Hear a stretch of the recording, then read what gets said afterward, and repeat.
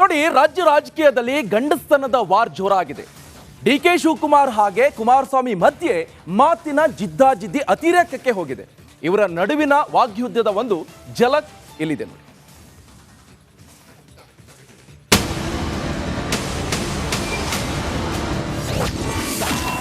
ರಾಜ್ಯ ರಾಜಕೀಯದಲ್ಲಿ ಗಂಡಸ್ತನದ ವಾರ್.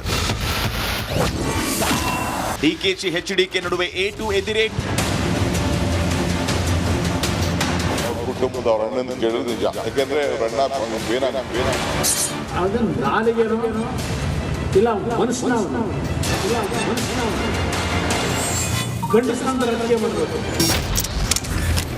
ನಾವು ಗಂಡಸರಲ್ಲ, ಅವರೊಬ್ಬರೇ ಗಂಡಸರು.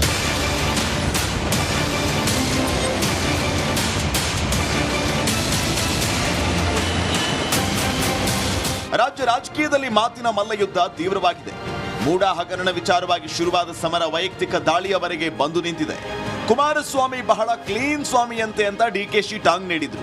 ಇದಕ್ಕೆ ಕೆಂಡಾಮಂಡಲರಾದ ಕುಮಾರಸ್ವಾಮಿ ಗಂಡಸ್ತನದ ರಾಜಕೀಯ ಮಾಡಬೇಕು, ನಪುಂಸಕನ ರೀತಿ ಮಾತಾಡ್ತಾರಾ ಅಂತ ತಿರುಗೇಟ್ ನೀಡಿದ್ರು. ಬಹಳ ಕ್ಲೀನ್ ಸ್ವಾಮಿ, ಬಹಳ ಕ್ಲೀನ್ ಸ್ವಾಮಿ ಅಂತೆ ಕುಮಾರಸ್ವಾಮಿ, ಬಹಳ ಕ್ಲೀನ್ ಅಂತೆ, ಬಹಳ ಕ್ಲೀನ್ ಸ್ವಾಮಿ ಅಂತೆ. ನನಗೆ ಗೊತ್ತಿಲ್ಲ, ಮೊನ್ನೆ ಆಫೀಸರ್ಗಳು ಕೇಳಿದೆ ಏನಪ್ಪಾ ಅಂತ ಅಂದ್ಬಿಟ್ಟು, ಒಂದು 50 ಡಿನೋಟಿಫಿಕೇಶನ್ ಕೇಸ್ಗಳು, 50 ತತ್ತಿನೇ ಅಣ್ಣ, ತತ್ತಿನೇ ಈಗ ಬೇಡ. ಅದನ್ನ ನಾಲಿಗೆನೋ ಇಲ್ಲ ಮನುಷ್ಯನವನು ಏನೇನು ಮಾಡಿದ್ದಾನೆ? ಗಂಡಸ್ತನದ ರಾಜಕೀಯ ಮಾಡಬೇಕು, ಮಾಡೋದಾದ್ರೆ ನನ್ನ ಕುಟುಂಬದ ಮೇಲೆ ನನ್ನ ಬಗ್ಗೆ ಚರ್ಚೆ ಮಾಡ್ತಾನೆ. ಯಾವ ನಪ ಮುಸುರು ಮಾಡೋ ಕೆಲಸ ಮಾಡ್ಕೊಂಡು ಕೂತವನೆ, ನನ್ನ ಪ್ರಶ್ನೆ ಮಾಡ್ತಾನೆ. ಜನ ಬೆಳೆಸೋದು ನನ್ನ ಮಗನಾಗಲಿ ಇನ್ನೊಬ್ಬ ಮಗನಾಗಲಿ. ಈ ಆರೋಪಕ್ಕೆ ಮತ್ತೆ ಗುಡುಗಿರೋ ಡಿಕೆಶಿ, ಕುಮಾರಸ್ವಾಮಿ ಅವರು ತುಂಬಾ ಫ್ರಸ್ಟ್ರೇಷನ್ ಆಗಿದ್ದಾರೆ. ನಾವು ಗಂಡಸರಲ್ಲ, ಅವರೊಬ್ಬರೇ ಗಂಡಸರು. ಇವನು ಸಿಎಂ ಆದಾಗ ನನ್ನ ಮೇಲೆ ಸುಳ್ಳು ಕೇಸ್ ಹಾಕಿಸ್ದ, ನನ್ನ ಮೇಲೆ, ನನ್ನ ತಮ್ಮನ ಮೇಲೆ, ನನ್ನ ಹೆಂಡತಿ ಮೇಲೆ ಏನೇನ್ ಕೇಸ್ ಹಾಕಿಸ್ದ, ಏನೇನ್ ಬಿಸ್ತಾರೋ ಎಲ್ಲ ಬಿಚ್ಚಲಿ, ಈ ಗೊಡ್ಡು ಬೆದರಿಕೆಗೆ ಹೆದರಲ್ಲ, ನಾನು ಎಲ್ಲವನ್ನು ಎದುರಿಸೋನು ಅಂತ ಗುಡುಗಿದ್ದಾರೆ. ಕುಮಾರಸ್ವಾಮಿ ಅವರು ಬಹಳ ನಿಮ್ಮ ಮಾಧ್ಯಮದ ಮೇಲೆ ಫ್ರಸ್ಟ್ರೇಷನ್ ಆಗಿರ್ಬೇಕು. ಅವರು ನಾವು ಗಂಡಸರಲ್ಲ, ಅವರೊಬ್ಬರೇ ಗಂಡಸರು. ಕುಮಾರಸ್ವಾಮಿ ಏನು ಮಾತಾಡಿದ್ದಾರೆ ಹಿಂದೆ ಅಂತ ನೆನಪಿಟ್ಕೋಬೇಕು. ನನ್ನ ಮಿಲಿಟ್ರಿ ಇವ್ರು ಬಂದು ಕರ್ಕೊಂಡು ಹೋಗ್ತಾರೆ ಅಂತ ಹೇಳ್ದ, ಅಂದರೆ ವಾಪಸ್ ಜೈಲಿಗೆ ಹೋಗ್ತೀನಿ ಅಂತ. ನಾನು ಜೈಲು ನೋಡಿರೋನು, ಅವನು ಬಂದು ನಾನು ಜೈಲಲ್ಲಿ ನೋಡಿದ.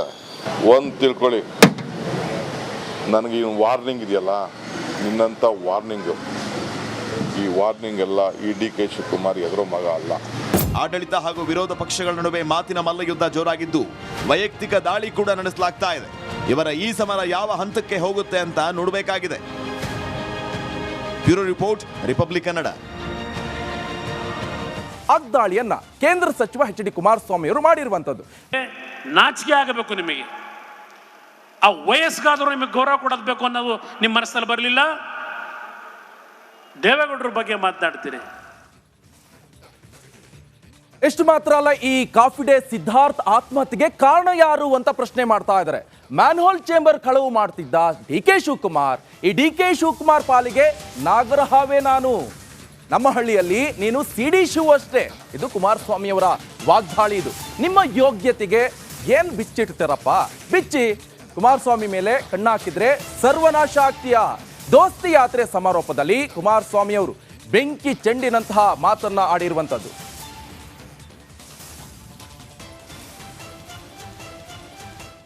ಹೇಳಿದ್ದಾರೆ ಶಿವಕುಮಾರ್ ಅವರು, ನನ್ನ ಮಗನ ರಾಜಕೀಯದ ಭವಿಷ್ಯಕ್ಕೆ ನನ್ನ ಅಣ್ಣನ ಮಗನನ್ನ ಜೈಲಿಗೆ ಕಳಿಸಿದ್ದೇನೆ ಅಂತ ಹೇಳಿ ನನ್ನ ಮೇಲೆ ಈ ವೇದಿಕೆ ಮೇಲೆ ಹೇಳಿದ್ದೀರಿ.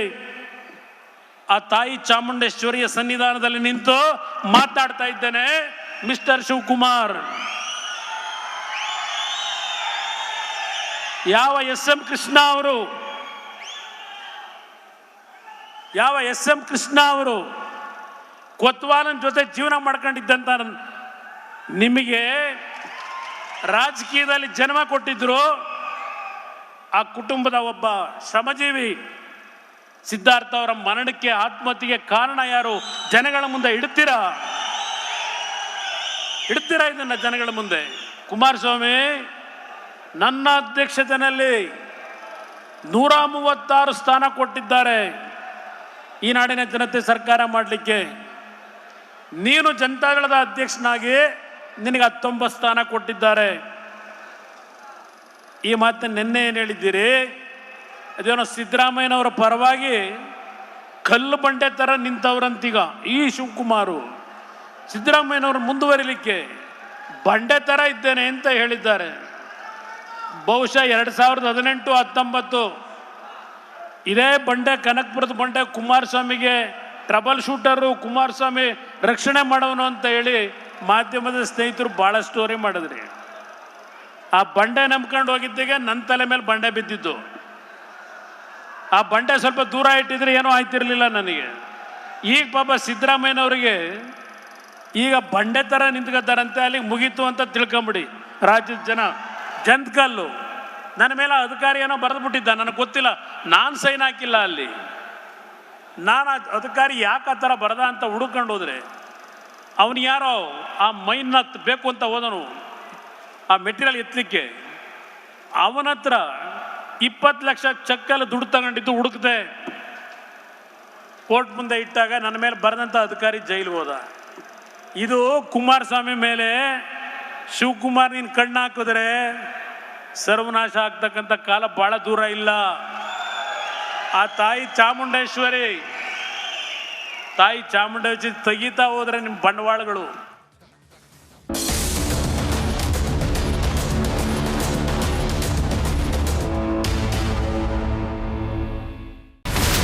ಇಲ್ಲಿರುವಂತ ಈ ಒಂದು ಗುಡ್ಡ ಕುಸಿದ ಪರಿಣಾಮ ಯಾವ ರೀತಿಯಾಗಿತ್ತು ಅಂತಂದ್ರೆ ಗಂಗಾವಳಿ ನದಿ ಪಕ್ಕದಲ್ಲಿರುವಂತಹ ಉಳುವರ ಎನ್ನುವ ಗ್ರಾಮ ಸಂಪೂರ್ಣವಾಗಿ ಇವತ್ತು ನಾಶ ಆಗಿದೆ. ಮನೆ ಮಠ ಏನಿಲ್ಲ, ಎಲ್ಲ ಹೋಗ್ಬಿಟ್ಟಿದೆ. ಇವತ್ತು ರಿಪಬ್ಲಿಕ್ ಕನ್ನಡ ಮಾಡಿದಂತಹ ಒಂದು ವರದಿಯಿಂದಾಗಿ ಎಚ್ಚೆತ್ತುಕೊಳ್ಳುವಂತ ಕೆಲಸ ಸರ್ಕಾರ ಮಾಡಿದೆ, ಸಚಿವರು ಕೂಡ ಮಾಡಿದ್ದಾರೆ. 2 ಗಂಟೆಗೆ ಸುದ್ದಿ ಮೂಡಿಸಿದ್ದು 6 ಗಂಟೆಗೆ ಎಲ್ಲ ಸಚಿವರು ಮಿನಿಸ್ಟರ್ ಎಲ್ಲ ಬಂದು ಇಲ್ಲಿ ನೋಡೋಗಿದ್ದಾರೆ. ಎಲ್ಲಾ ಜನರಿಗೂ 1,20,000 ಮತ್ತೆ ಅವರಿಗೆ ಮನೆಗೆ 5 ಲಕ್ಷ. ಈ ಸುದ್ದಿಯನ್ನ ಎಲ್ಲ ಒಂದು ಅಧಿಕಾರಿಗಳಿಗೆ ಮುಡಿಸಿದ್ದಕ್ಕಾಗಿ ರಿಪಬ್ಲಿಕ್ ಕನ್ನಡ ಟಿವಿಗೆ ಧನ್ಯವಾದ ಹೇಳಿ ಇಷ್ಟಪಡ್ತೇವೆ. ಮನೆನೂ ಕೊಡ್ತೇವೆ, ಮಕ್ಕಳ ಶಿಕ್ಷಣಕ್ಕೆ ತೊಂದರೆ ಆಗದೆ ಇದ್ದಂಗೆ ಹೆಲ್ಪ್ ಮಾಡ್ತೇವೆ. 1,20,000 ಮನೆ ಯಾರ್ದ್ರ ಡ್ಯಾಮೇಜ್ ಆಗಿದೆ ಅದನ್ನ ಕೊಡ್ತೀವಿ ಅಂತ ಒಪ್ಕೊಂಡಿದ್ದಾರೆ. ನಮ್ಮ ಕಷ್ಟಕ್ಕೆ ನೀವು ರಿಪಬ್ಲಿಕ್ ಕನ್ನಡದವರಾದಂತ ನೀವು ನೆರವಾಗಿರ್ತಾರೆ ನಾವು ನಂಬಿದ್ದೇವೆ. ಅವರಿಗೆ ಸೂರನ್ನ ಕಲ್ಪಿಸಿಕೊಡೋವರೆಗೂ ಕೂಡ ರಿಪಬ್ಲಿಕ್ ಕನ್ನಡ ಅವರಿಗೆ ಧ್ವನಿಯಾಗಿ ನಿಲ್ಲುವಂತ ಕೆಲಸವನ್ನ ಮಾಡುತ್ತೆ.